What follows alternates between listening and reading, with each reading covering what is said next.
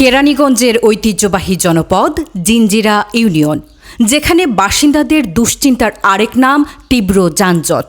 সকাল থেকে শুরু হয়ে গভীর রাত পর্যন্ত স্থায়ী হয় এই যানজট। মাত্র 10 মিনিটের পথ পাড়ি দিতে সময় লাগে প্রায় 40 মিনিট। এতে চরম দুর্ভোগে পড়ছেন স্থানীয় বাসিন্দারা। এই জনদুর্ভোগ লাঘবে এগিয়ে এসেছে সাজ্জাদ সালেহা ট্রাস্ট। সংস্থাটির উদ্যোগে জিঞ্জিরা ইউনিয়নের গুরুত্বপূর্ণ সড়ক ও মোড়গুলোতে নিয়োগ দেওয়া হয়েছে ট্রাফিক ভলেন্টিয়ার। এ বিষয়ে মোকাররম হোসেন সাজ্জাদ জানান, জিঞ্জিরাবাসীর দুর্ভোগের কথা চিন্তা করে নিজস্ব অর্থায়নে এই ভলেন্টিয়ার নিয়োগ করা হয়েছে। বিশেষ করে রমজান মাসে মানুষ যেন সময় মতো বাসায় ফিরতে পারে, সেই লক্ষ্যেই এই উদ্যোগ। তিনি আরও বলেন, যেখানে জনদুর্ভোগ হবে সেখানেই তিনি মানুষের পাশে থাকবেন।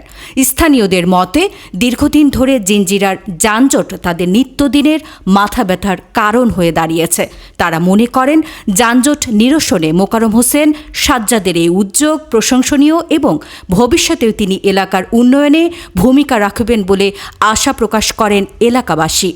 মুশফিকা আলম, আমার কেরানীগঞ্জ।